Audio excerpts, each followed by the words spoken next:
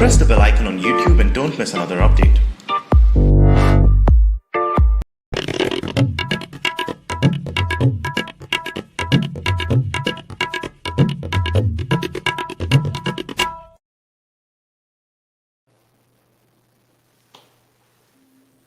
Namaste and welcome to today's 10 p.m. show, and I have a very, very special guest for you.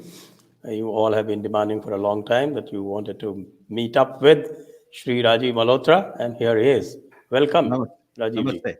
How are you doing? Wonderful, wonderful. And I just want to tell my audience that after about 40-45 minutes of our discussion one-on-one, then we will throw this open to the audience and you can ask question either in Hindi or in English. And Rajiv ji would be happy to answer your question in the language that you asked the questions. And the talk here will largely be in English. Though, of course, we can lapse into Hindi from time to time. Okay, sir. I have said this, and I have no hesitation in repeating that you are the pioneer of the Indic Renaissance in many ways, especially those 3 path-breaking books, which I reckon as the top 3 of your books, and that is Being Different, Indra's Net, and Breaking India. So, in many ways, they set many of us, including me, on the path to rethinking and resetting the Indic narrative. And this new book that you've come out with, the Artificial Intelligence, this seems quite far removed from the general pattern that we have seen in your book. So, any particular reason why you branched off into something that people would consider science and not exactly what people associate you with? Great question. So, first of all, thank you for having me on the show. You have come a long way since we met in Jaipur a few years ago. You were starting out on this, and I'm very happy with the way you built this audience and built a lot of traction, and more power to you, and wish you all the best. To answer your question, when I came to the United States to do my PhD in physics and switched to computer science, my topic was artificial intelligence. So for me, it's not a new topic. Of course, in those days, AI was very rudimentary compared to today. And then I pursued my career in technology, first in the big corporate sector, then as a management consultant, helping major companies, British Telecom, AT&T, many others, get into the service get into the internet and related services. And then finally, I set up my own network of companies. I had about 20 in different countries before I took retirement and started the Infinity Foundation and completely switched over. So people who know me in this life, this career, in humanities and social sciences and dharma and that kind of stuff, do not necessarily know that the first half of my career, first half of my career was actually in this computer science area. So in a sense, I'm going back, but the question is still valid. Why do I want to go back and bring that in? The reason is this. One of the topics, so let me give you a relationship between my work of Breaking India, Being Different, etc., and AI. And the fact that so many people are asking me this question actually shows how important this book is, because it's going to create awareness where the awareness doesn't exist, because people don't see the relationship, and they should. The earlier book, Being Different, focused on how Western universalism, which is the West's drishti, is sort of considered universal. Everybody should follow their idea of human rights and their idea of whatever is going on. So their idea of history, their idea of philosophy, metaphysics, their idea of science, all of that is Western universalism. And so this is because of the power of the West and the colonial history, it became universalized, and everybody in India who's pada likha supposedly, especially Angrezi wale, English type people like us, we are supposed to consider Western universalism as sort of the truth. And so I gave a rebuttal to that in that book, that what about Vedic universalism? We have our idea. So artificial intelligence is a force multiplier today, a force multiplier being used by those who are in Western universalism to propagate Western universalisms in a bigger way. It amplifies the mind, just like some technologies, amplify the physical body. So you could say a car amplifies the muscles, it can go faster, it can carry more load. The same way AI amplifies the mind. So the mind, whatever type of mind is controlling the AI will adopt that kind of character. So it could be a good mind doing good, it could be a bad mind doing harm. It could be a Chinese mind propagating Chinese values. It could be an Islamic mind using AI to propagate their values. So right now, because the digital giants in social media are American companies and they're part of the global left, a large part of the values they have are Western universalism of the leftist kind. So who they will suppress, who they will promote, who they will block, what they consider to be valid, what they consider to be not valid is all ideologically determined by people who are in control of this social media. So think of the owners of the social media as the top of the pyramid. Then this algorithm is what is doing their job for them. Don't expect that this guy, some Mark Zuckerberg is sitting personally or 10,000 people hired by him doing all that work on the internet. They're not. They've got machines doing it, and those machines are run by algorithms. Now, if the social media is run by algorithms, these algorithms are run by AI. So behind the scenes, it's all AI driven, the whole thing. And so in this AI, they have trained machines using various methods, various deep learning methods, neural networks, all kinds of things to train the machines. While they claim that these machines are neutral, that's not true. While people claim media is neutral, it's not true. So the drishti that of the people who program these machines, the people who are doing the machine learning, the type of bias they are putting into the machine learning is based on whatever ideology is owning it. So Western universalism is winning as a result of AI the way it stands today. And the Chinese universalism, their drishti, is winning with the AI that they are developing. There is no one doing it with Vedic universalism. This is a matter of concern for me. There is no AI being developed which says we will take the Vedic ideas of Rashtra, the Vedic ideas of human rights, the Vedic ideas of what should be your purusharth and what should be what are the different pursuits that you are allowed to do. That is not being done. So in this book, I've actually pointed out that if you were to remove the Western universalism as premises, as axioms, as the data bias, and replace it with a different ideology, you'll get different algorithms. So this is one of the reasons I want to wake up our people and say, hey, listen, stop being a consumer of a AI-based social media, which is driven on Western universalism. We ought to create our own. And this is not an easy job to do. People trivialize it. This will take a very long time, a large number of people. So then the answer they give is, well, we have a lot of AI people. We have Sundar Pichai sitting there, and we have Satya Nadella and all that. And I say they are working as employees. They are not the owners of the company. It is not ultimately their company. They may be making $100 million, but at the end of the day, they are still an employee. So the people who really set the agenda, it's the Bill Gates who sets the agenda and not Satya Nadella. So it's the folks working for whichever company might be the example. They are American companies and they're tilting to the left generally.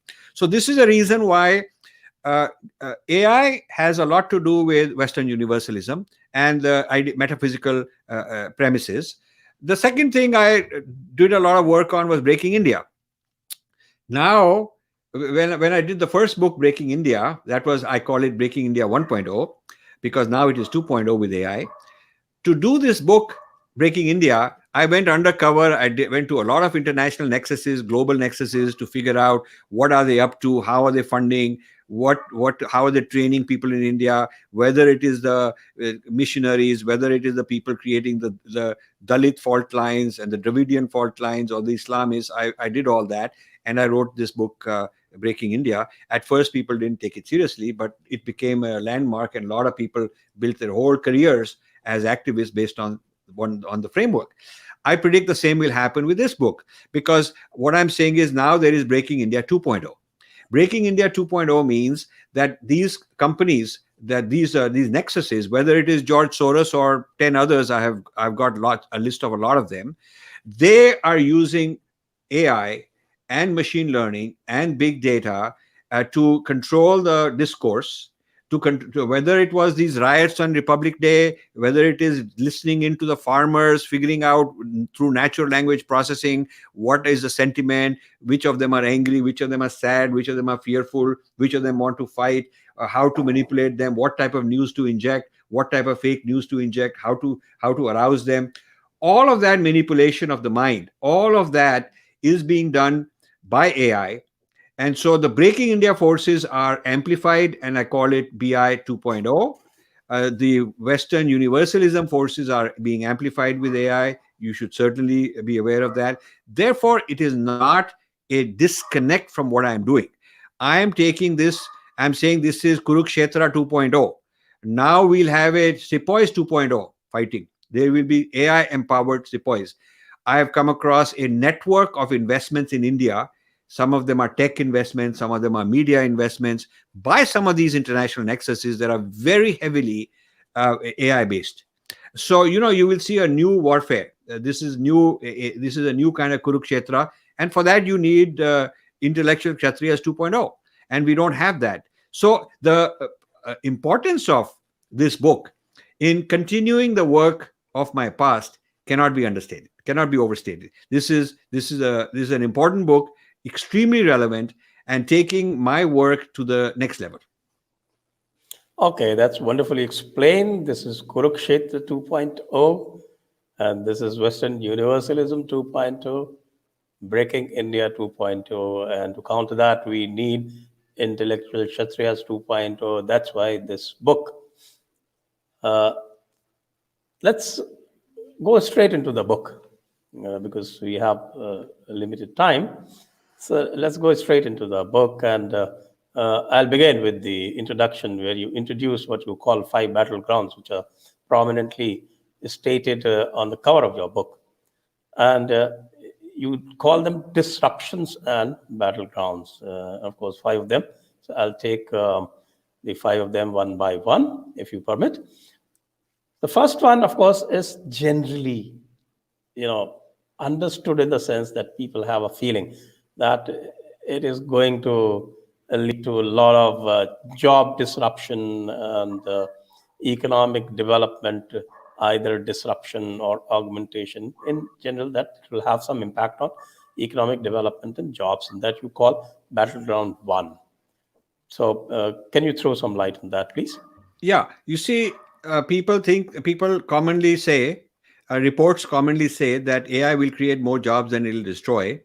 Because it's similar to the Industrial Revolution 200 years ago, where, actually the world economy expanded. There are several reasons I disagree with it. First of all, the Industrial Revolution did create new jobs for England, but it destroyed India. That is how colonialism started. Colonialism became strong because colonialism would not have been possible if the little country England did not have the Industrial Revolution. And it's the Industrial Revolution that created a new kind of a job and kill the old kind of a job. So industry moved out of India and moved into England because they did not allow electrification of factories in India. And that's what they were doing in England. So the advantage of the new technology was limited to certain people and not universal. So this is the important point to remember, that there could be a recolonization of the world with USA and China being the forefront. So this means that the disruption of jobs and economy is going to happen. Some industries will be vanished, new industries will come. Maybe Bangalore will become very good and no more money to be made, but maybe Bihar and Odisha and West Bengal and various other places which are low tech and education is not so good, where they will lose. So obviously there will be social disruption, new haves and new have-nots, not only among countries, but even within the same country. So the other thing to consider is that people say that AI is for the good, and I say yes, AI is a mental amplifier, And if the application is to create better health or better agriculture, of course, it will be very good. But as I said earlier, the AI is also being used for social media manipulation. It's also being used for enhancing fights among people, conflicts among people. It's going to be the basis for new weapons, new drones that China is making, new robotic soldiers. So the disruption that AI will bring will affect industry. It will affect what kind of training and education you need. And I'm not sure India is upskilling fast enough compared to how fast the AI revolution is moving. So AI is AI will, and then the other point I want to make is the reports which say that AI will create a lot of jobs and not kill too many. Those reports are written by people like McKinsey, who work for the corporate India. They work for the big companies, and so this is the big company position. It's not what the Aam Aadmi will experience. Only 10% or less of Indian workers work for the Sensex companies. More than 90% are self-employed, small business, medium-sized business. They are not the ones who got the sophistication or the capital to create AI. Okay, they'll be victims. And the big guys will tell them what to do. You'll create a space for them, maybe make them do some menial work and push them down in terms of power. But the competitiveness the AI will give will be in favor of the big companies. And so the PricewaterhouseCoopers report, the Ernst & Young report, the FICCI report, the NASSCOM report, even the Niti Aayog report, all of these I've read, and they are supporting the big corporate view on AI. So I don't subscribe to that view that it's only good. It will do a lot of good, no doubt, and India should have AI to keep up with China, but it'll also disrupt, and it'll disrupt the village economy. It'll disrupt the migrant workers. It'll disrupt a whole lot of people, and they have no seat at the table today. They are not discussants brought into these conversations. They are kept out of it, and the conversation is among the elite, educated people in AI, the investor class, the industrialist class, and the think tanks, consulting companies who work for them. The shame is on people like Niti Aayog. They should work for the Aam Aadmi. They should have gone out and produced AI reports on impact in villages, talk to the panchayats, they should be creating state level AI impact strategies, state by state. Every state should have an AI impact strategy, how to benefit from it, what to do to scale it up, how to avoid the social problems it will create, how to predict those problems and counteract it. So I feel that this Battleground 1 has been underestimated in terms of the crisis it will create. In other words, we could do an analogy and see. You remember how globalization was praised the world over. Yes. And people wrote things like the world is flat and all that. Got Nobel Prize for that. And ultimately, it ended up destroying jobs in the US and benefiting the big corporates. I think that kind of a scenario would most likely unfold, according to you, is it? Yes. And also, when globalization started, when Gorbachev, the whole Soviet Union collapsed and it created opportunities for multinationals. I attended one of these meetings at Princeton University where they said, what is the future of, social intervention? What is the future? It's not just multinationals and Pepsi Cola and all those guys should go everywhere in the world. What about globalizing human rights? So it was an organization by the left wanting to figure out how do we globalize activism, and see all these groups that are human rights groups of all sorts. That is part of the globalization also. Previously, they were only limited in their country. Then the church had gatherings, and I sent some people to attend those gatherings on globalization, how to globalize evangelism, how to globalize, the missionary work. And certainly the Islamists decided that they're going to globalize also. So globalization meant that everybody, all the ideologies, whether it's corporate, whether it's private, whether it's countries, whether it is religions, they can all globalize. And it had new winners, new losers. So a lot of people came out ahead. And those who were not ready for it, not prepared, did not think far enough, they lost. China won big time because it took a lot of jobs from the US. US corporates did well. The share prices have gone sky high, but a lot of people lost their jobs. So the global, you're giving a very good analogy. The disruption of globalization was a mixed bag depending on who you talk to, and something similar is happening with AI on a very big scale. And India should not be sleeping. Right, right.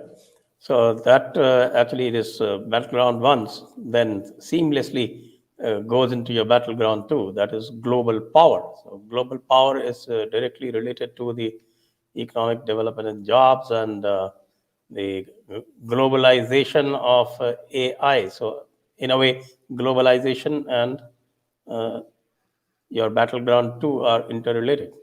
Yes. And I call this also the return of the East India Company, because if you remember, it was a private company. It was not the British government, a private company. And so is Google. I call them Google Devata and Facebook Devata and Twitter Devata. All these guys have a huge amount of data, personal data, private data. And that is what feeds the algorithms, make them smarter and smarter, because the more they know, how does Sanjay respond to every tweet? Where does he click? Where does he not? How does Rajiv respond? Every time you take even the slightest action, it updates your profile in these AI machine learning algorithms. They learn how to manipulate you, what kind of things you will like, you're likely to respond to, how to sell you, whether it's shoes, whether it is a Netflix movie, whether it's a holiday, how to ideologically influence you, what sort of fake news you will like. So it is be able to manage you, better, because of this power. And these companies are foreign companies. They're now India and China at least blocked the foreign companies, and they made their own. India did not block them. I've been talking about it for a long time. It's not something you can do overnight. I know we have one or two new startups. It takes a very long time, and they have to develop a huge amount of machine learning and AI to be effective. So part of this globalization and recolonization is at the level of economics and big data. But there's also military. The international power is going to move because China has invested a huge amount in drones, which are AI based drones, a lot of facial recognition. They've got a few lakh surveillance cameras in Pakistan, and they're looking at all the who's who, which general is going around, what he's up to, all the scandals, all the sleazy stuff. They can blackmail these people. And in the name of national security for Pakistan, they can also keep an eye on them, like the British used to keep an eye on all the Rajas, and then they could decide this Raja is out of line, that Raja is our friend, let's help him, over this guy. So this divide and rule they can do in every country with the help of this big data. And also robotic soldiers and new generations of weapons. Robotic soldiers that will be more effective in high altitude because they will be able to withstand cold weather. If they are dead, they are dead. You don't worry about it. You don't have to feed them. You don't have to heal them if they are falling ill. So the new technology of weaponry with soldiers is very huge. And a couple of months ago, China launched 12 driverless submarines in the Indian Ocean. 12 Chinese driverless submarines in the Indian Ocean. These are sort of called gliders because they move very slowly like a glider, and they are doing for surveillance. They are keeping track of what comes in, what goes out, what is the pattern. So this is feeding the AI algorithms to keep track of Indian vessels, whether they are navy, whether they are commercial, what happens, mapping the whole coastline. Probably now they wanted 14, but somehow they could end up with only launching 12. They'll have 100 in the next year or two, and eventually, because these things can be mass produced, they could have 1,000 of them. So imagine the Indian Ocean and the coastline of India always under surveillance 24/7, and these things can stay under the water for months. They don't have to come out. They're not visible openly, and they're sending all this data back to China. So imagine the power of that. So the future of weapons, the future of warfare is all AI based. And so Indian army and military and Indian navy and all that, they understand it. India is concerned. When you talk to the military people, they are very concerned. And so India has not invested the same way China did in AI. China made a statement a dozen or more years ago that by 2025, they want to be the world's leading country in artificial intelligence in all kind of domains, civilian, military, whatever. And the US national security people feel that China is on target. And to stop China, the United States has suddenly started accelerating a huge amount of defense budget for artificial intelligence. So this is where the future of geopolitics will be. Some countries will be colonizers and others will get colonized. There will be new kinds of weapons. There will be new haves and have-nots. India may have to license some of this technology from other people, pay a lot of money. So this is a cause of concern. Indeed, it is, and as you say, in the next battleground, that the psychological control and agency that comes along with this could even impact how people are made to vote and how governments are made to change. In fact, it may not be necessary in future to stage uh, bloody coup anymore, and they could just use AI and change governments as well. Yeah. So, I've called this moronization of the masses, which means that with artificial intelligence, machines are getting smarter. People are becoming more dependent on the machines, whether they're depending on Google search or Siri, or whether they're depending on, Wikipedia or whatever they're depending on. People are depending more on, who got more likes and tweets, and not realizing that some of that is fake, that these media companies, these social media companies can fabricate all that. So people are becoming dumber because they're becoming more dependent on the social media, which is all AI driven algorithms. And this is what I'm calling moronization. So they're losing agency, meaning their own free will, their own independent thinking, being able to make choices on their own rather than somebody guiding them, and rather than just putting themselves on autopilot and being led. So as people become more vulnerable, emotionally vulnerable, psychologically vulnerable to these kind of media that are foreign control, a lot of Breaking India forces can operate there. These Breaking India forces have tremendous savvy compared to our people. I wish RSS were involved in some cutting edge AI for the past 10 years, but they don't even know anything about it. I wish our gurus were involved in this. I wish some of our think tanks were developing these AI systems on how to go hack Pakistanis and how to go influence Chinese and how to counter Chinese propaganda in Tibet or in Laos or Cambodia or wherever. I wish we were out there doing these things to our rivals, but actually we are on the defense. We are on the defense because we don't even have our own platforms.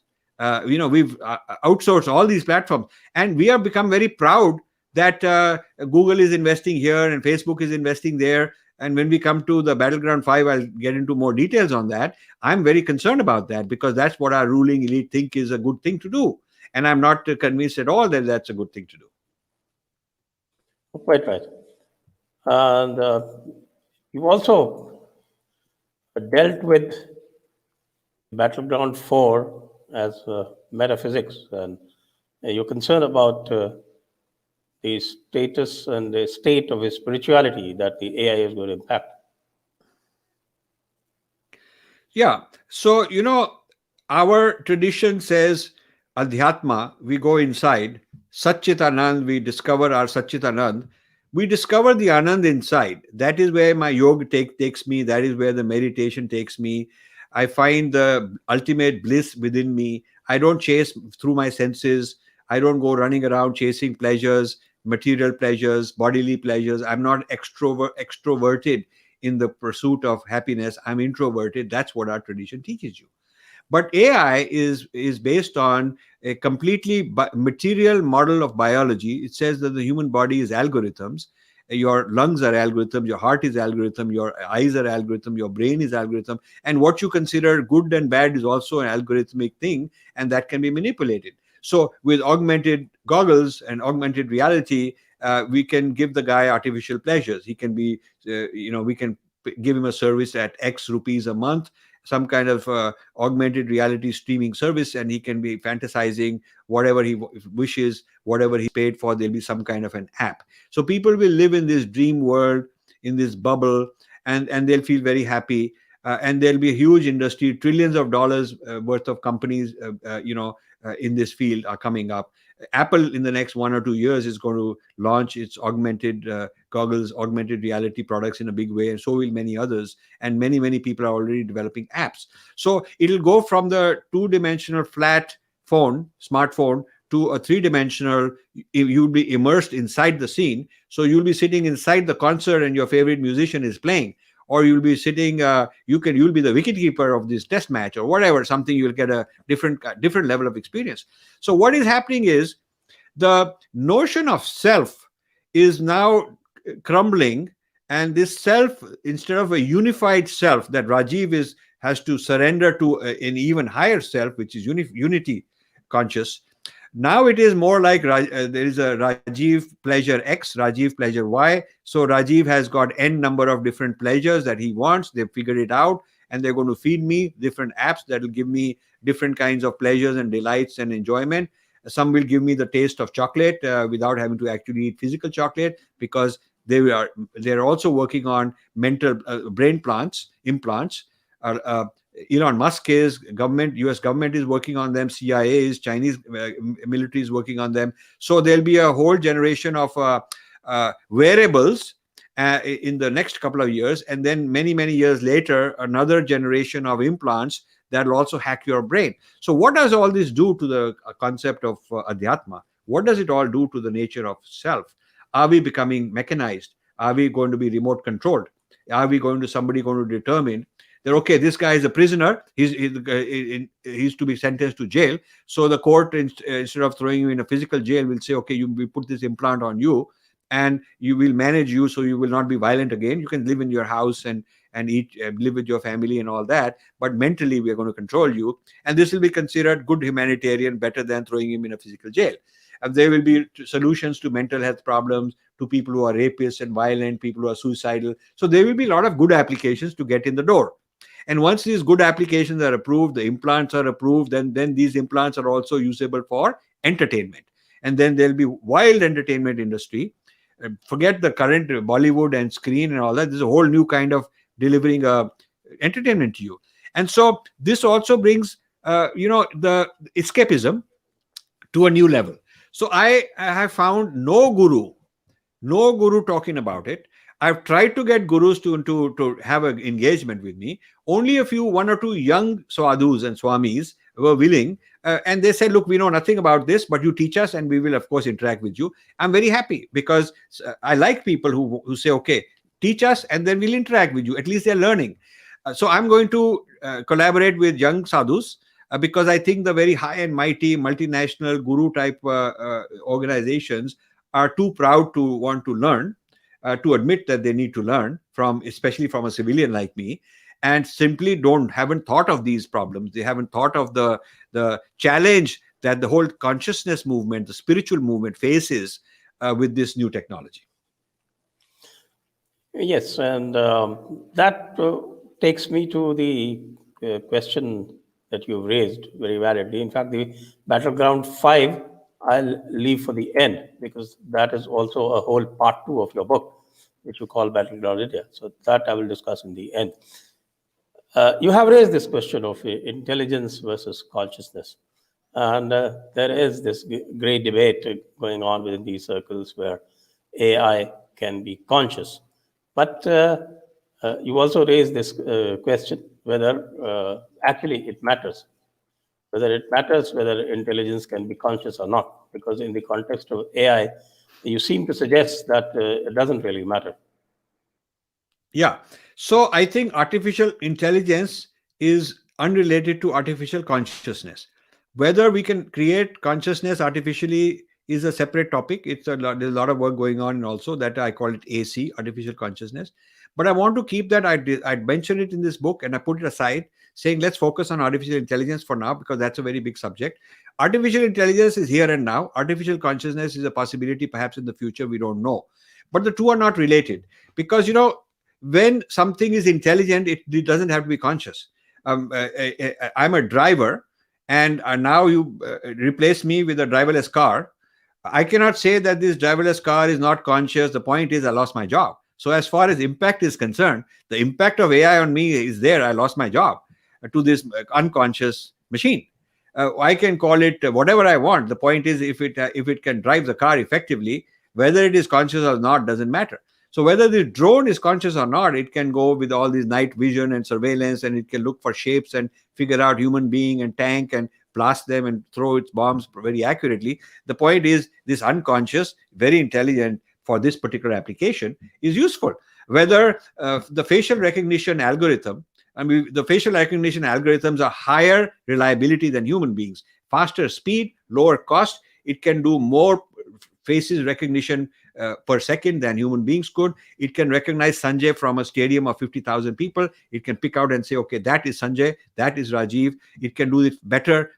It can do even if it's night, even if I've got some glasses on. Masks, they're still trying to figure out whether how to look through the mask. But whether you're wearing a glasses, whether you've grown a beard, it may be night. The AI facial recognition is very good. Now, it doesn't matter that this AI is unconscious. AI is unconscious, but it's doing the job of a person. So the impact of AI, which is what I'm talking about, the social impact, the political impact, and what should be the government policies, what should be the think tank policies to keep it on track, to make sure that we control AI and AI doesn't control us. That type of issue, which I'm discussing in this book, it really doesn't depend on whether this device is conscious or not. Whether the machines, the drones are conscious, whether these robots are conscious, whether the facial recognition is conscious, really makes no difference. If the AI-based economy can create havoc, it doesn't matter whether those AI was conscious or not. People lost their jobs. So the unconscious, AI is also doing. X-rays and MRIs are now not read by human radiologists in many places. Pretty soon there'll be no need for a human radiologist to read. These AI machines can look through the image and look for a tumor, measure the tumor, compare it with what it was a few months ago, give a diagnosis or give a recommendation, just like a human radiologist would. But this AI machine that is doing the job of a radiologist, looking at X-rays and all, is not conscious. So I feel that people have muddied the water. Some of them are my friends. I mean, I've had this discussion with Subhash Kak, for example. Okay, and he's come up with this theory, and I respect him. He's a good guy, and I really respect him. He's a dear friend, and he's an important scholar. But on this issue, I disagree. I mean, his view that, because machines are not conscious, they can never replace us is kind of is not correct, because replacing a driver, replacing a radiologist, replacing somebody who does fingerprint recognition. Nowadays, machine does fingerprint recognition with AI. You open your smartphone like that. Does not depend on whether this recognition algorithm is conscious.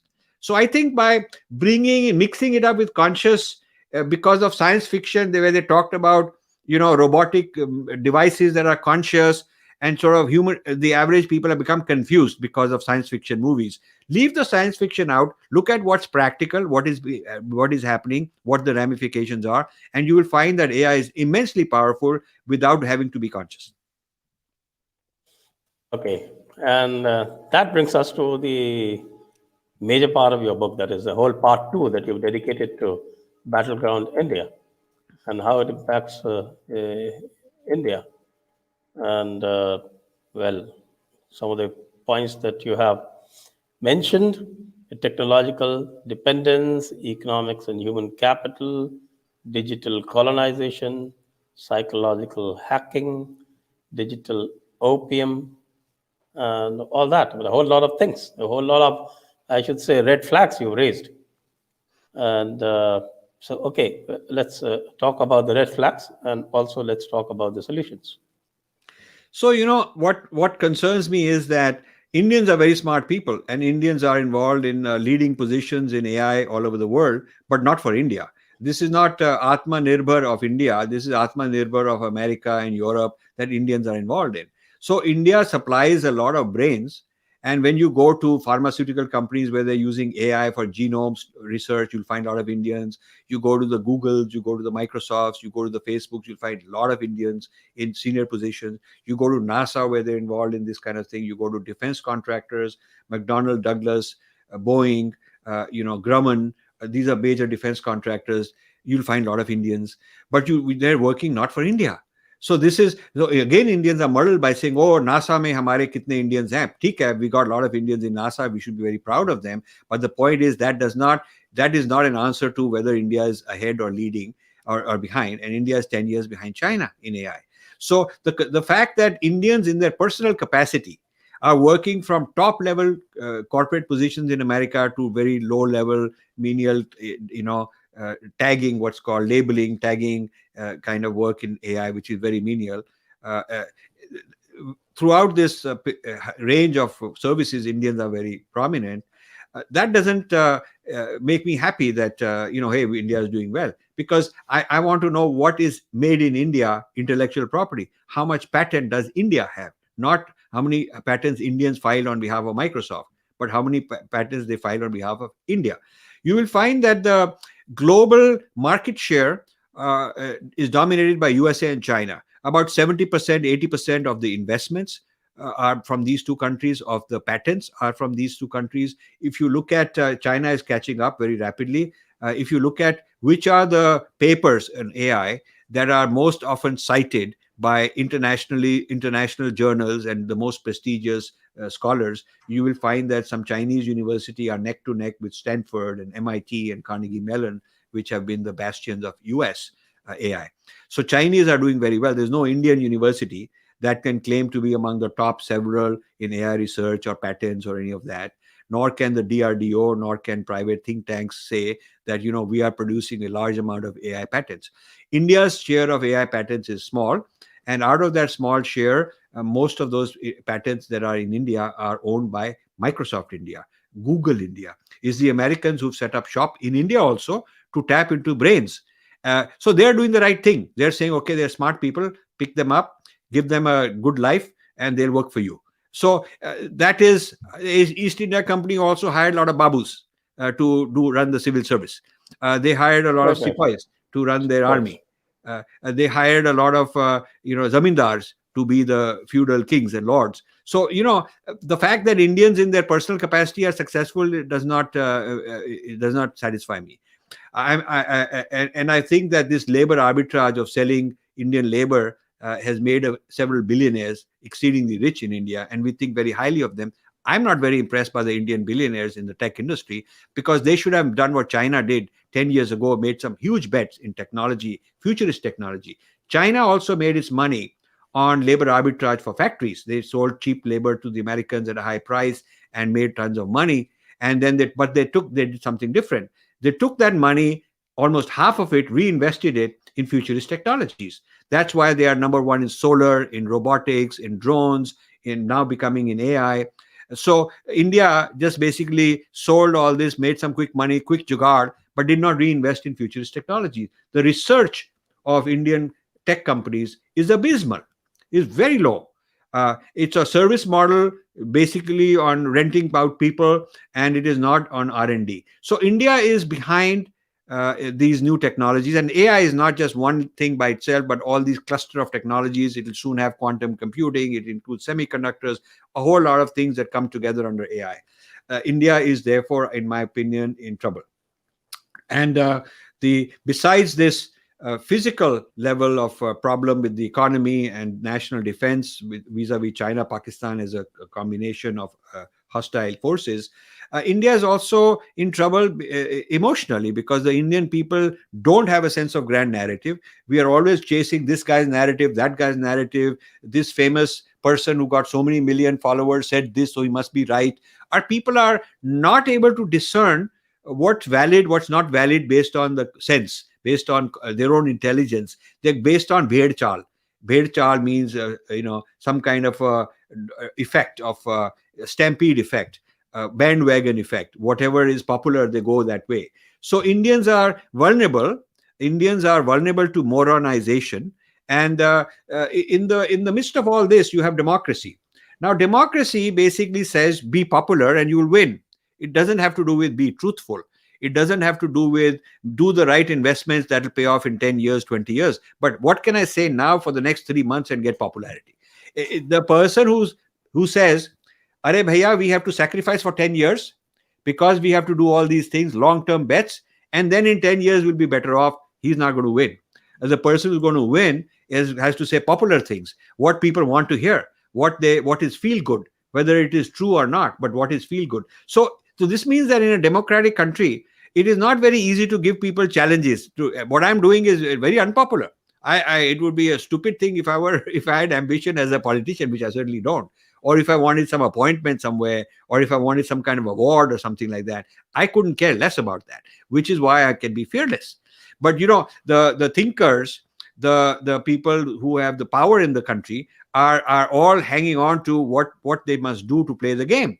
And to play the game, you can't talk like this. So what we are having is a tremendous deficit of knowledge in this field, of programs and projects, of funding. I know that India has put a lot of budget into AI in the last 12 months, and I'm very, very happy. But it is too little and too late. And therefore the prognosis, the outlook for India, if India does not make radical, dramatic changes quickly, the prognosis is not that good. Okay, that sounds quite pessimistic. So what are the solutions? So I'm writing a sequel to this book where I'm going to promote ideas. I'm creating a whole strategic plan, and I want it to be, in fact, actually, a lot of resources in the Vedic tradition are very important for AI. And I'll just give you a thought. I haven't discussed this, but I'll give you a thought because this is a very interesting conversation. So I'll give you a thought. In Sankhya, we have a manas, loosely translated as mind, a whole theory of mind, a whole theory of intelligence. We have a theory of perception, a theory of cognition, a theory of memory. Now, AI is built on a Western, neuroscience model of how brain works and intelligence works. And that model, which is not Sankhya model, it is kind of a Western materialistic model. They've taken that model and simulated in the computer, and that's the basis of AI, the neural networks and all that. So I've been toying with and doing this work for a while. I haven't published it. What if we took an Indian model of mind, Indian model of intelligence, and we built systems on that basis? It will just leapfrog.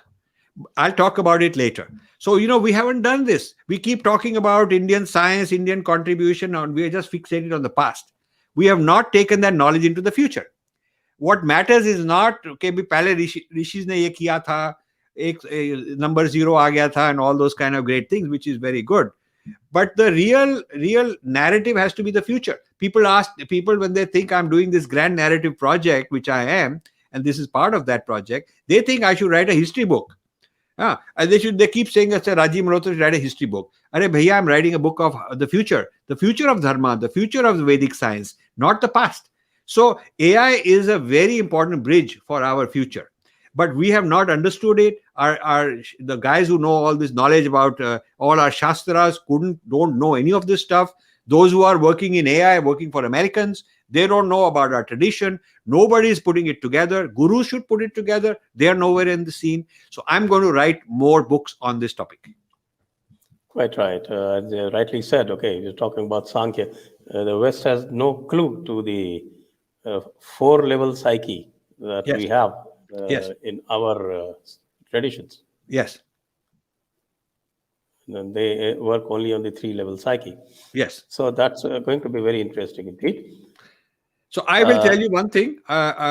When my book is ready to be launched, and I want to wait several months to make this book important, because people should understand this very seriously before they'll wake up to what my next book will say. But I will definitely want to be back here interviewed by you, because you got a very good style of asking straight, direct questions, and I love to be interviewed this way. So I will, when I'm ready with my whole solution kit, which will be quite comprehensive, and then it's up to whether the government want to take me seriously or not, because so far they ignored everything I've gone and told them. But I'll certainly come here and talk to you about it. Yes, that would be wonderful, and I will quite look forward to it. In the meantime, we can start several conversations around this book. Yes. With important people, with important institutions, and let's see how it impacts them.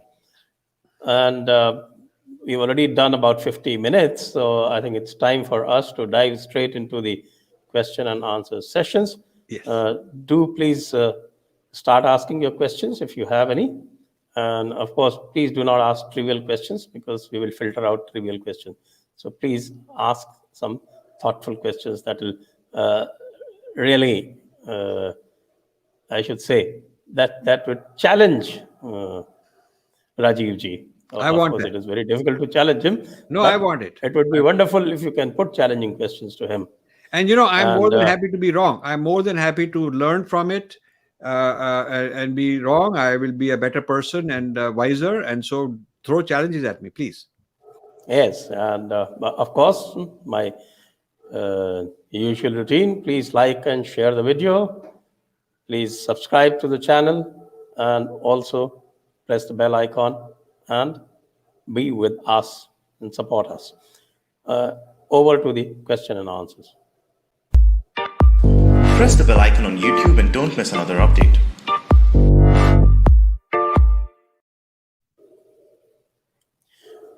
Okay, Dr. Deepak Guru, Pranam sir. All the viewers want to see you on the Jaipur Dialogues with Shri Dixit sir more often. Please come at least once every 2 weeks on our channel. Okay. Well, thank you very much for your good wishes. Actually, during this COVID, something is interesting that this is possible. I mean, I have done 50 episodes on this book in the last 2 months. 25 of them, 50 we've recorded. 25 of them are live. They are available on my website, and another 25 are going to be released slowly every week. We're putting out 2 or 3. And then there's another 15 or 20 in the pipeline where I have appointments. I have another one today also. So this is spreading.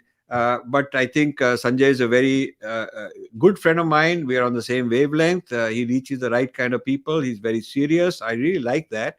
And so Sanjay, invite me, I'll come. And we can even take some of these issues, focus a whole conversation on one particular issue if you want. I'm willing. Yes, definitely you can do that. And just for record, let me tell all my viewers that Rajiv ji has also written the introduction to my book, Unbreaking India, which you Yes. all have liked so much. So, And a good book. Thank you, sir. Aparna Gupta, the Saraswati Sangam project is humbly supporting ecosystem to interface Vedic knowledge and scientific AI research. Deeply appreciate guidance. So I need to know if somebody wants me to, get involved in some capacity. My email ID, Rajiv Malhotra 2007 at gmail.com. Send it to me, and I'll be happy to look at it and give you my views on it. Very happy to, because this is a subject very dear to me. Okay. Aparna ji, make use of this opportunity. Praveen, AI already do real job interviews. How long before whole farming done through AI on land leased by owners? BI Well, Force will use unemployed people for more partitions. yeah, I mean, this is the part of the battleground one. A lot of unemployment because India has to have a lot of artificial intelligence to stay competitive globally, because otherwise we'll remain low tech and our manufacturing won't be competitive. So we have to bring in AI.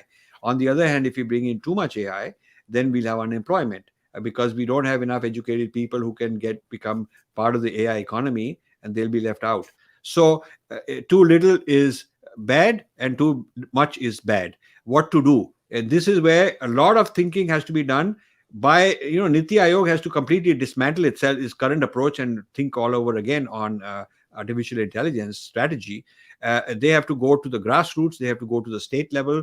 They have to come up with industry by industry. So the strategy for farming is different than the strategy for, auto sector and so on. And so these are the sector by sector, vertical market oriented strategies have to be developed. They have not been developed yet.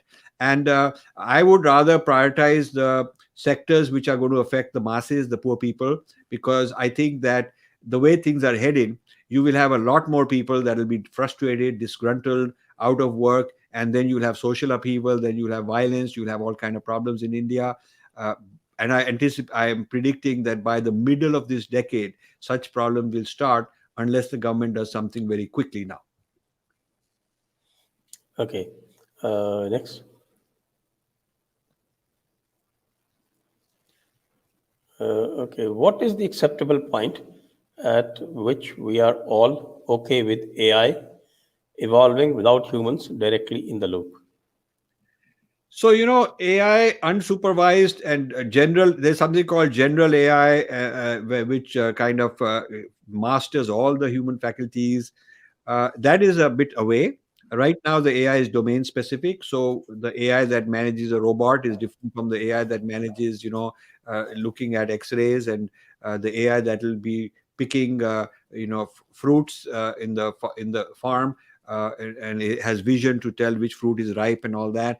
So the AI is very domain specific today. General purpose AI, more like the human being, is still a bit away, and these are very important ethical issues. And I'm very involved in the ethics, and I don't find Indian people at the table. I'm sort of long ago. I used to go to the American Academy of Religion, and the only Hindu sitting there at the table arguing on behalf of Hinduism against all these people. And I would go to the Harvards and the Columbia and the Chicago, everywhere, and do all that. And now I'm finding that I'm the Hindu, Indian, Vedic type of person involved in AI ethics, which is an international. In the US, you have many of these ethics organizations. I'm being interviewed by a person in Britain next week, and another American guy in Colorado also next week, on this issue of ethics, values, biases, prejudices AI has. So it's African Americans who have championed that there's a lot of AI bias against them. These algorithms are tilting towards white values, and feminists have gotten in saying that there are a lot of biases again on a gender basis. So now there are Christians getting involved. There is a whole Christianity and AI topic. I am studying it to see what are these guys up to, and they're also trying to figure out machine learning to augment missionary work, to augment evangelism work. When they go to a village, they should have a complete map of who is in financial trouble, so you tell them about how to make money, who's got a health problem, so you try to heal them, who's got a political problem, the family relationship problem, breakdown of marriage, so in other words, they're going to using AI, listening to all the messages of people on social media and various other ways. They're building a map of village by village, so that the evangelist, when he goes, he's very armed, very equipped. He knows that this guy is interested in converting. This guy has had a fight with his priest. This guy did some puja, it didn't work, and so we go and get him. So this whole targeting with the use of AI, and also sending AI messages to this guy's social media, made up messages, fabricated messages, fake messages to manipulate him. This is all happening. So it is my calling to wake up our people. So therefore, it is not something about science and esoteric and not related to my cause. It is still related to my cause. It's related to my cause for my Rashtra, for my Dharma, and it is the most difficult thing I've ever done, because people are not willing to listen. The authorities are busy with their own stuff. They don't want to hear bad news. If I talk too much like this, they'll just keep me aside, because they want people not to know all this. This is dangerous for us. So I am glad that you asked this question. Okay, next one. Siddharth, do you think a Vedantic Turing test for conscious AI would be better able to determine whether a machine is conscious, or is that a moot question? No, I think the Turing test, is a pretty good test. I'm not announcing what it is, but I also have something called a Rajiv test. I'm developing my own test, my own criteria based on my value system. What would be my test at various levels of AI in terms of its ethics, in terms of its level of how much you can trust it. So these are, there is a whole movement, and there is no Hindu. I'm getting in there myself. But you'll find that there are people of other metaphysics and worldviews and all that involved in, what should be the regulations, what are the standards, what sort of transparency should be the rules of these things. EU is coming up with standards. United States is coming up with standards. India is following other people's standards. They're not based on our metaphysical principles. The standards that India is developing, data standards, are just sort of copying what's out in the global buzz, and that's mostly Western universalism. Right. Uh, Quantum spin, any views on yogic psychic abilities in the context of AI? So, this is very important point. I want to not get too much in this level until my next book comes out. But just to give you a glimpse of it, since you seem like pretty informed about it and interested, you can contact me privately and I will discuss more. But I am very interested in the phenomenon of, the consciousness movement. This is where consciousness comes in. The consciousness movement is evolving, giving us higher intelligence by upgrading our consciousness. And this is something machines can't do. So the future of jobs may well be, the future of economics may well be that machines may be doing all of those things. But we got to scale what the rishis achieved. The rishis achieved very rare things with decades and decades of tapasya, and then a rishi would emerge. So we need to be able to figure out, are there ways to accelerate this? Are there ways to do it on a bigger scale? I think there are. And that's what I'm going to talk about, because we need solutions, not trying to copycat them and beat them at their game, which may not be easy because we already lost so much time, but actually to get ahead to another level, which others won't be able to do. All right. Next one. Namaste, Rajiv ji. I'm losing sleep over not being able to wake people up to the grim future they and their children are facing. Any suggestions? This is Poonam Abhi. So Poonam ji, first, and Poonam, I recognize, first read this book yourself. If you want to help me, first write a review, put it on Amazon and all these different places. It'll help me because it'll bring it to the attention of more people. And then what I would like you to do is, if you want to organize a discussion like Sanjay is having, bring in a panel of people that you are having difficulty convincing, you can bring them in on a panel. I will be happy to come on a Zoom or whatever and answer questions. You can moderate it and I can answer their questions. I can help you answer the questions of people who are skeptical, people who are sleeping, people who are into some intoxicated world. They don't want to deal with it, and I have experience in doing that. And then you can also learn, and then you can also do it. So work with me. You create the forum, you create the platform, and I'll be happy to participate. Okay, next question. Mayank Agrawal, Rajiv sir, Pranam. How can Indian IT engineers leverage the AI today, and what capacities we should start building to promote dharmic narrative? So, this is a very important point. What has happened in India? See, when I came to United States, and I'll tell you what troubles me in India. When I came to United States, I was 20 years old, and I came as a graduate student to do my PhD. I found that both in physics and then later in computer science, my professors had government grants. They had Defense Department grants, and many of their graduate students would get a part of the grant and work on the project. So my professor asked me to get government clearance, security clearance, so I could accompany him and visit the Pentagon. I was very excited. I'm going to the Pentagon. This fellow from India on a student visa. I'm getting all this thing, and there I learned that it's a very clever idea. The military hires people in the universities, the professors, to do work for them on very serious matters. They're developing futuristic things for them. And these professors bring in their best students. So there's a pipeline. So when you're a student, you are inspired that you're doing something very practical. It is not just some theory you're doing, it is not just memorizing Gotha and all that. It is real practical stuff you're doing as a student, if you are in the postgraduate level. Then I found out that private industries investing and funding a lot of grants with academia. By comparison, Indian academia is just teaching, not research, teaching, and politics, campus politics. Campus politics here, there, left wing, right wing, whatever. Hardly any research. So in the United States, you see all kind of politics and gather here, there, but that is one level. What you don't see is serious research going on. I mean, right here in Princeton University, there's very heavy duty serious projects. In fact, some Indian students from India are working on these projects. They will not be able to do this kind of work in some IIT somewhere. So this is a shame that the whole, government research is separated from industry research in India and separated from academic, whatever little research goes on. There are chota-mota projects. You will find some guys in IIT Bombay doing some good work in collaboration with somebody, but it's a small scale. It's not massive projects. In the United States, there is a military industrial academic complex. Military hyphen industrial hyphen academic. 3. So General Eisenhower coined the term military industrial complex. I've added academic to it because I can tell you that's true. In India, they're separate silos.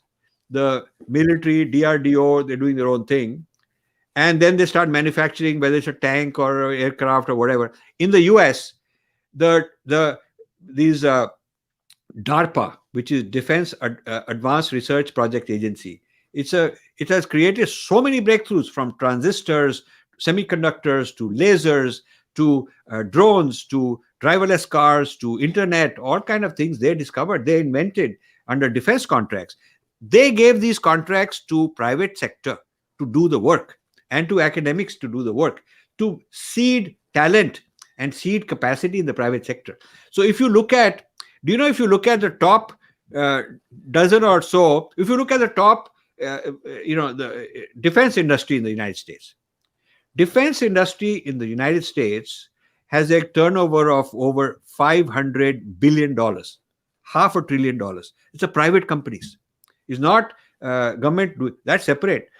But how much grant, how much money, how much defense contract they've given to private sector is $500 billion turnover. And these are very profitable companies. Good investment you can make in these companies if you are in the stock market.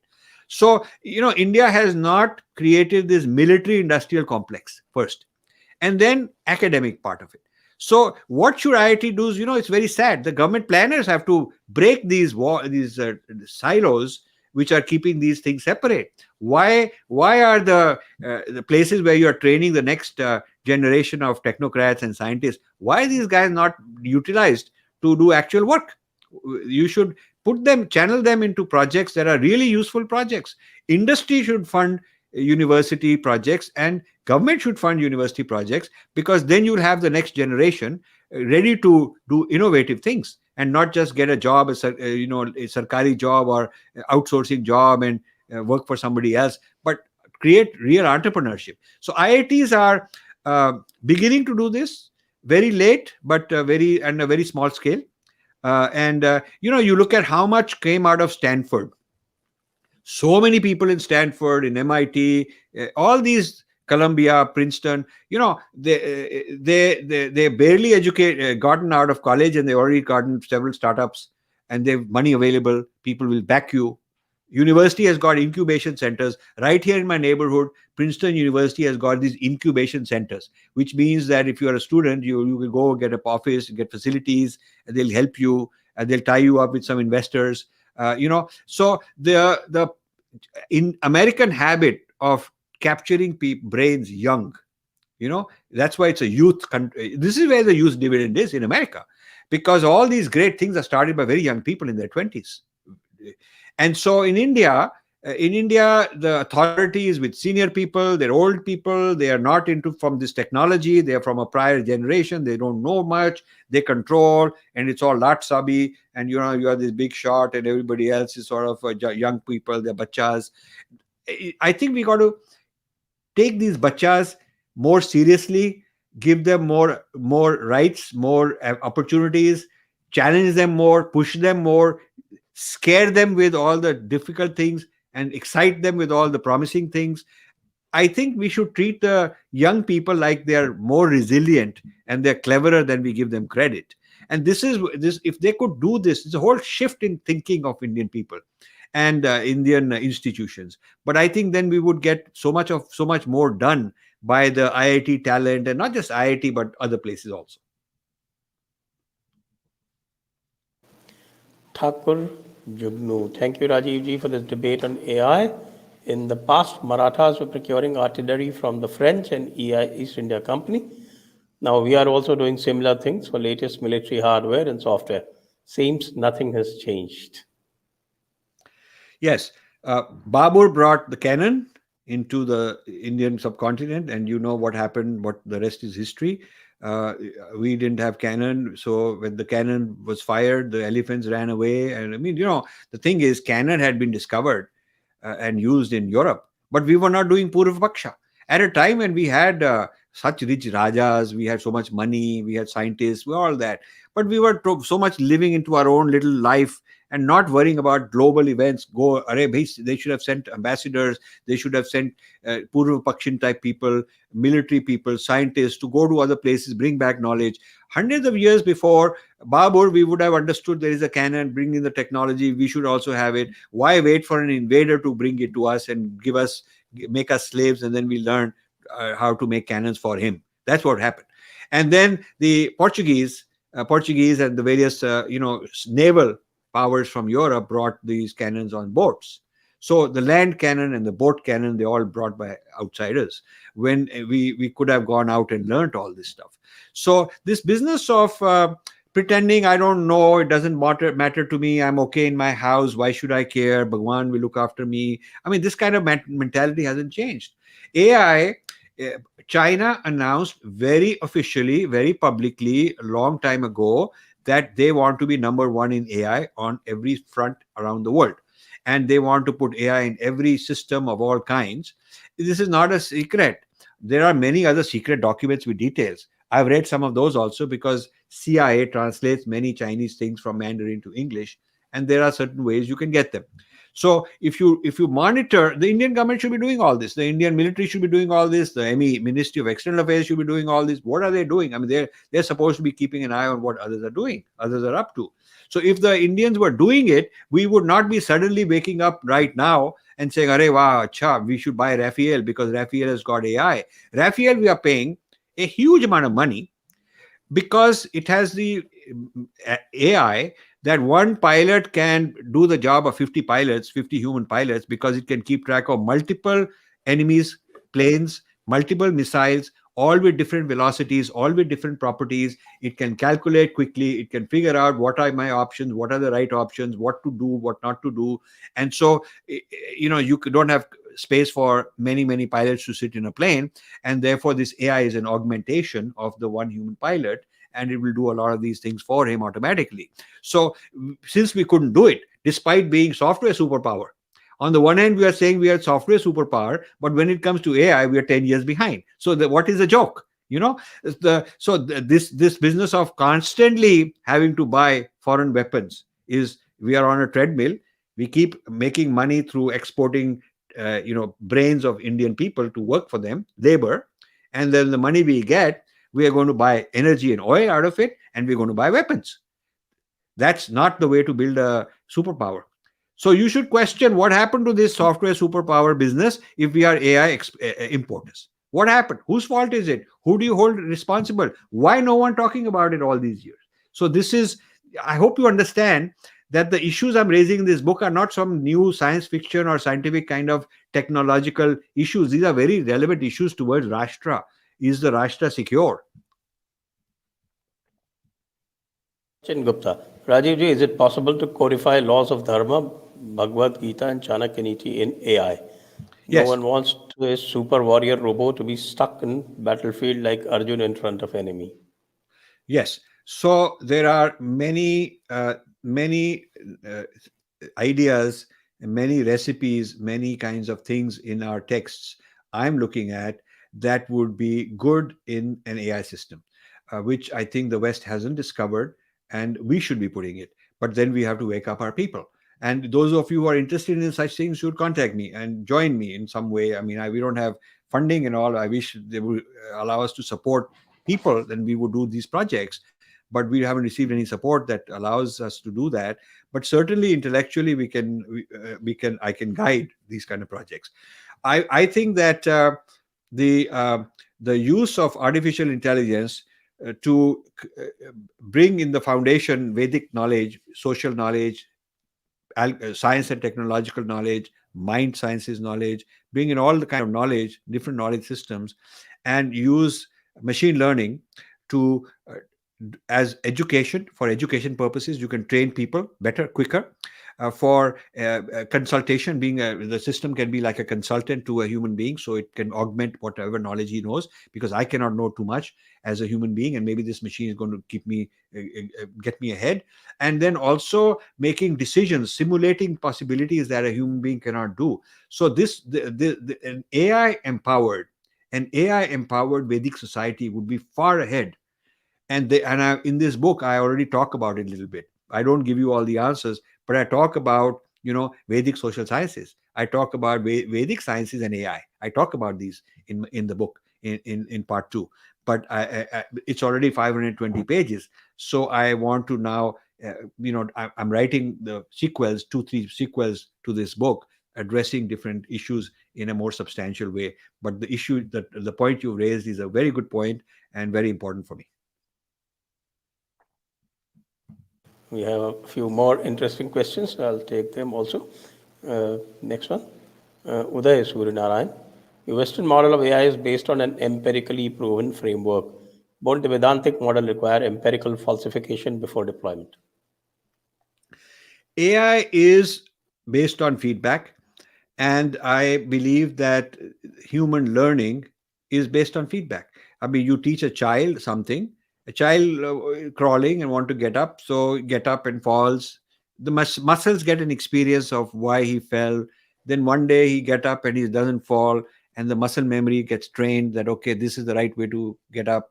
A child, mom says this is a dog, this is cat, and there's no algorithm. It doesn't say if the whiskers are like this. There's no formula to describe. The child is figuring out on his own all the examples of dogs and how they're different, all the examples of cats. And the dogs may be many breeds, cats may be many breeds, but the child can figure out. That is machine learning kind of thing. It is empirical. It is based on actual, it's not theory out of nowhere. It is empirically tested. And the mother keeps saying, no, this is a mistake. You call this a dog. It's actually a cat. So the child learned, okay, now maybe I didn't notice something. So this business of feedback for learning is what empirical thing is all about. And I think it's wonderful. I feel that when we say that the empirical world is not the ultimate reality in Vedanta, this is absolutely true. That is for attaining a higher consciousness, a moksha, and an exit from the physical world. But as long as we are in the physical world of karma, dharma, Kurukshetra, dharma is in the pragmatic world, karma is in this pragmatic world. It is empirical. All the teachings of Dronacharya are very empirical. Dronacharya is not some, go in some other space and forget the empirical reality. He's teaching you empirical things. What Sri Krishna is teaching is very empirical stuff. What Sri Ram has to do, with Ravan and all that is very empirical stuff. So let's not be afraid of empiricism, and let's not say that we can be deficient and mediocre and third rate empirically because because all mithya. Don't do that, because our word, it's very clear. There is a Paramatika and a realm and a Vyavarika realm. Right now we are in the Vyavarika realm. As long as you are in the Vyavarika realm, that is where the Rashtra is. That is where the whole ecosystem of life is. That is where your karma is, your dharma is. That is where the Kurukshetra is. That is where we are functioning in this empirical world. If you disregard the empirical world, you don't need to worry about dharma, because who cares what you do? It's all empirical, it's all mithya anyway. But we are not going to say that. You should not say that. That's a common escape mechanism of people who are afraid to face and deal with reality. And the Mahabharata teaches you that you have to deal with the reality. The Arjun in the early part of the Gita was a moron. I mean, I call those people morons. He was the early Arjun, was a moron because he was trying to escape. He was trying to give every argument why he doesn't have to do anything. Okay, so don't be a moron. It took Sri Krishna 18 chapters to convince him that he has to take action. It is the empirical world, but in this empirical world, he has to take this action. And that also very tough action. So the fact that AI requires empirical stuff should not be scary. Okay. Siddharth Ravi Kumar, what do you think Sri Aurobindo, who wrote Planes and Parts of Being, would have to say about machine consciousness? Yeah, I have mentioned this Planes and Parts of Being of Sri Aurobindo many times in my talks. I'm glad this person is alert to that. Sri Aurobindo, his theory of mind and consciousness at many levels is very profound and has influenced me a lot. And also, one of the major things I'm developing now for future books has to do with Sri Aurobindo's ideas and I'm putting them in a machine learning, and it's not machine in the normal sense of the silicon stuff, but let's say in a learning system.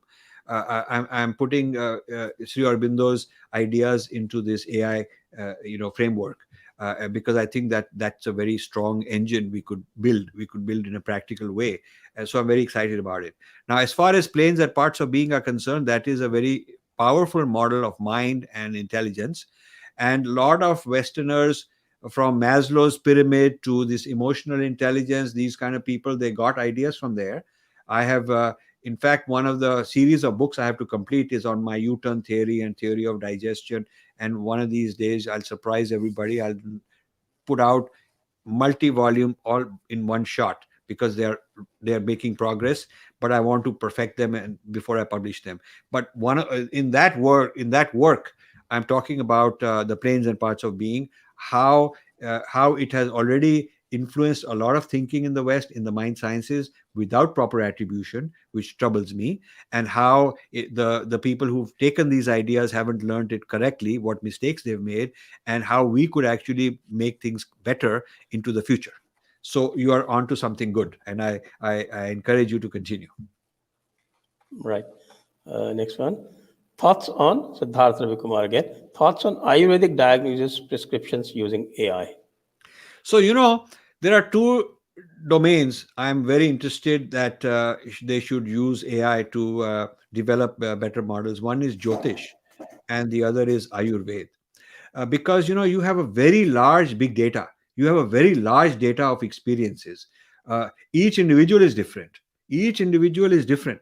It is not one generic medicine. You take this aspirin. Each individual, the like the DNA is different. The diagnosis and the understanding of physiology is very unique to every person, and the treatment is very different. So this does not lend itself to conventional Western medicine, because conventional Western medicine before AI is very much stuck on standardization.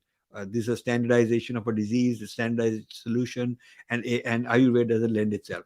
Ayurveda, in fact, the Indians made a mistake. They started reducing the Ayurveda diversity into normal allopathic type medicine. That here is a pill for headache, Ayurvedic pill for headache. Here is this.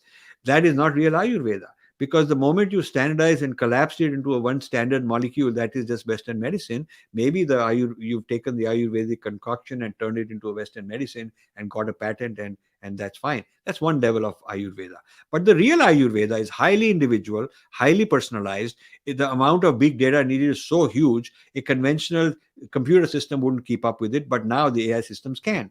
So I'm surprised actually nobody is doing this. This is a very promising thing, that if Ayush were to create a huge funding for an AI system and plug in tens of thousands of Ayurvedic practitioners to enter their case, they could enter it by voice, they can speak, there's natural language processing to understand it, turn it into big data, then you would have this huge machine learning system learning from the benefit of so much experience over lakhs of doctors and millions of patients, case studies, and this would feed an AI system and give you a new frontier of knowledge, and there would be discovery. Then Ayurveda would not be frozen in the past. It would be a dynamic field moving into the future. I think the same is possible with Jyotish. I would like to put Jyotish to the test. I would like to get some of the best Jyotishis, and all kind of situations that they have should be codified and put into an AI system, and the result that comes out should be feedback. If you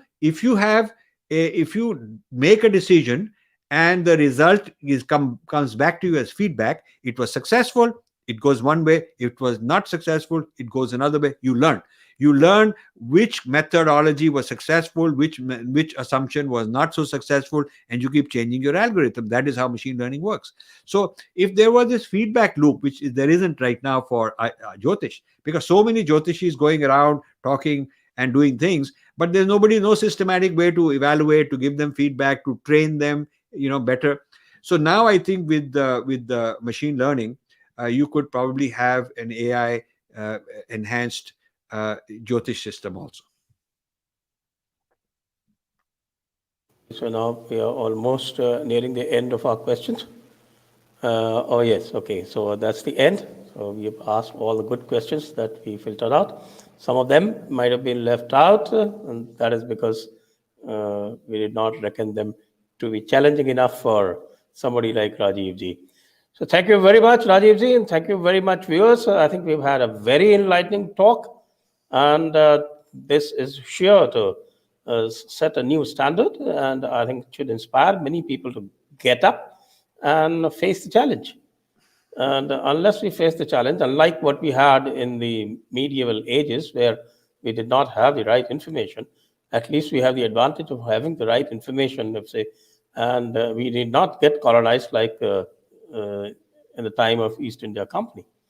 So thank you very much again for this most enlightening talk, Rajiv ji. It was our privilege to have hosted you. Thank you so And much. thank you, Sanjay. This is amazing. I think the people who ask questions are very smart people. I'm very happy, very proud of the people who ask questions. Please write to me at Rajiv Malhotra 2007 at gmail.com. And the book has a website, www.aiandpower.com. aiandpower.com. There you can figure out how to buy the book in any country in the world. We watch all the videos we have, a lot of stuff we put up online already. Read the book, comment on the book, join the movement, and all the best to you. Namaste. Namaste, Jai Hind, Vande Jai. Mataram.